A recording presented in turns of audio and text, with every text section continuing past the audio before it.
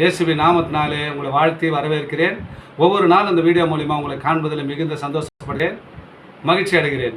இந்த நாளிலே ஆண்டவர் நமக்கு ஒரு மறைபொருளை கற்றுக் கொடுக்கிறார். என் அன்பு சகோதர சகோதரிகளே, இந்த வசனத்தை கூர்ந்து கவனிங்கள். இந்த நாளிலே நம்ம பேசக்கூடிய வார்த்தை, தேவன் நமக்கு மாயக்காரரே, வேத பாரகரே, பரிசேயரே உங்களுக்கு ஐயோ. பாருங்க, ஐயோன்றார். யாரு? நீ வேத பாரகராக இருக்கலாம், மாயக்காரராக இருக்கிறான், பரிசேயராக இருக்கிற உங்களுக்கு ஐயோ. வெள்ளை அடிக்கப்பட்ட கல்லறைக்கு ஒப்பா இருக்கிறீங்களே. பாருங்க, வெள்ளை அடிக்கப்பட்ட கல்லறை எப்படிங்க இருங்க? கல்லறைக்குள்ள ஒரே நாத்தம், எலும்பு கிடக்கும். ஆனால் மேலே எப்படி இருக்கும்? பல்ச்சின்னு இருக்கும். வெள்ளை அடிக்கப்பட்ட கல்லறைக்குள்ள நம்ம வாழ்க்கை அப்படி இருக்கக்கூடாதுன்னு ஆண்டவர் சொல்றார். நீ ஊழியக்காரனாக இருக்கலாம், விசுவாசியாக இருக்கலாம்,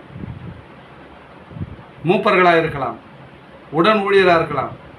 ஆண்டவர் எப்படி இருக்குன்னு சொன்னார்னா, வேத பாரகரே, பரிசேயரே, மாயக்காரரே உங்களுக்கு ஐயோ. நீங்கள் எப்படி இருக்கணும்னு சொல்லி ஆண்டவர் உங்களுக்கு கற்றுக் கொடுக்கிறார். வெள்ளை அடிக்கப்பட்ட கல்லறைக்கு ஒப்பாக இருக்கிறீங்க. அவைகள் புறம்பே அலங்காரமாய் காணப்படும், உள்ளே மரித்தவரின் எலும்புகளும் சகல அசுத்தங்களும் நிறைந்ததாக இருக்கும். நம்ம இருதயம் எப்படிங்க இருக்கு? ஆலயத்துக்கு போகிறோம், வார்த்தையை கேட்குறோம், வார்த்தை கேட்டு வீட்டுக்கு வந்தோடனே நம்ம வாயிலிருந்து புறப்படுற வார்த்தை எப்படியா இருக்குதான்? உள்ளே அடிக்கப்பட்ட கல்லறை வெளிச்சம் இருக்குது. நம்ம வெளிச்சமாக போகிறோம் ஆலயத்துக்கு, வசனத்தை கேட்குறோம், அவருடைய வார்த்தையில் நடக்காதபடிக்கு நம்ம வீட்டுக்கிட்ட வந்த உடனே நம்ம எப்படி பேசணும்னு சொன்னால், உள்ளே இருக்கிற அந்த எலும்புகளை போல, மரித்தவருடைய எலும்புகள் எப்படி இருக்கும்? உள்ளே கிடக்கும், அசுத்தங்களும் உள்ளே இருக்குது போல நம்ம இருதயத்தில் புறப்பட்டு வருதுங்க. அதை அவங்கள பார்த்து ஆண்டவர் சொல்கிறார், மாயக்காரரே, பரிசேயரே உங்களுக்கு ஐயோ, வேத பாரகரே முக்கு ஐயோன்றார். நம்ம எப்படி இருக்கணும்னு ஆண்டவர் சொல்கிறோன்னா, வெள்ளை அடிக்கப்பட்ட கல்லறைக்கு ஒப்பாக நம்ம இருக்கக்கூடாதுங்க. நம்ம வாழ்க்கை எப்படி இருக்க வேண்டும் என்று ஆண்டவர் உங்களுக்கு தீர்மானம் பண்ணுகிறார். அப்படியே நீங்கள் மனுஷனுக்கு நீதிமான்களால் என்று புறம்பே காணப்படுகிறீர்கள், உள்ளத்திலே மாயத்திலும் அக்கிரமத்திலும் நிறைந்திருக்கிறீர்கள். உள்ளத்தில் எப்படிக்குதான்? மாயம், அசுத்தங்கள் நிறைய நிறைந்திருக்குது. ஆனால் பார்க்கறதுக்கு நம்ம நல்லா ஒயிட்டு போட்டு சர்ச்சுக்கு போகிறோம், தேவனுடைய ஆலயத்தை போகிறோம், வாசனத்தை கேட்குறோம்.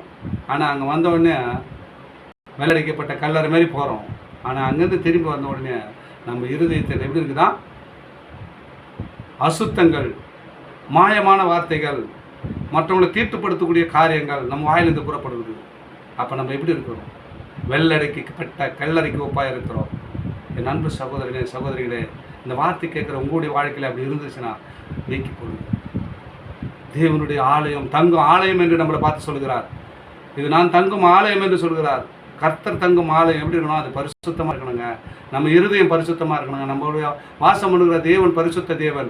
அவர் நமக்குள்ளே தங்கும் போது அது பரிசுத்தமான ஆலயமாக நம்ம ஆலயத்தை, இருதயத்தை நம்ம சிறப்படுத்தும் போது நம்ம ஆசீர்வாதத்துக்குள் நடத்துவார்கள். வேத பாரகரே, பரிசேயரே உங்களுக்கு ஐயோன்றார். நம்ம இப்படி இருக்கக்கூடாதுங்க. தேவனுடைய ராஜ்யத்தை பிரவேசிக்கிற நாம், தேவனுடைய வசனத்தை கேட்குற நாம் எப்படி இருக்க வேண்டும்? மாயக்காரரே, வேத பாரகரே, பரிசேயரே உங்களுக்கு ஐயோ. நீங்கள் தீர்க்கதரிசிகளின் கல்லறைகளை கட்டி நீதிமான்கள் சமாதிகளை சிங்காரிச்சுக்கிறோம். நம்ம அவ்வளோதான். நீதிமான்களை போல் சிங்காரிச்சுக்கிறோம், காட்டிக்கிறோம், அவ்வளோதான். நம்ம வாழ்க்கையில் ஒரு மாற்றம் இல்லை. நம்ம வாழ்க்கையில் ஒரு தோற்றமும் கிடையாது, முகமலர்ச்சி கிடையாது. ஆலயத்து போகிறோம், வரோம். கிறிஸ்துவர்கள் என்று அநேகர் நம்மளை பார்த்து அவர்கள் நமக்கு என்ன சொன்னோம்? ஒரு சாட்சி கொடுக்கணும். நம்ம பைபிள் எடுத்து போவதாலேயோ, வெள்ளை ட்ரெஸ் போடுவதாலேயோ, ஊழியர் செய்வதோ நம்ம கிறிஸ்துவர் அல்ல. மற்ற ஜனங்கள் நம்ம பக்கத்தில் இருக்கிறவங்க, அருகாமைகள், வேலை ஸ்தலத்தில் இருக்கிறவங்க, நம்மளை கூட பழகிறவர்கள் நம்மளை பார்த்து அதை போராடுவார், அவர் தான் கிறிஸ்துவர் என்று சொல்லப்பட வேண்டும். அதுதாங்க பரிசுத்தமான வாழ்க்கை. அந்த வாழ்க்கைக்கு பிரவேசிக்கும் போது நம் வெள்ளடிக்கப்பட்ட கல்லறையாக நம்ம இருக்க மாட்டோம். பரிசுத்தமான நகரத்துக்குள்ளே இருக்கிற பரிசுத்தவான்களோடு நம்ம இணைக்கப்படுவோம். ஆண்டவர் சொல்லுகிறார், அந்த நாளில் எப்படிப்பட்ட வார்த்தை சொல்லுகிறார்? மாயக்காரரே, வேத பாரகரே, பரிசேயரே உங்களுக்கு ஐயோ. வெள்ளடிக்கப்பட்ட கல்லறைக்கு ஒப்பாக இருக்கிறீங்களே. நம்மளை பார்த்து கேள்வி கேட்குறாங்க.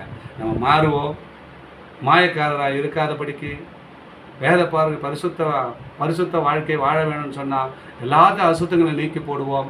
பரிசுத்த தேவனை தொழுது கொள்ளுவோம். பரிசுத்த வாழ்க்கைக்கு இணைவோம்.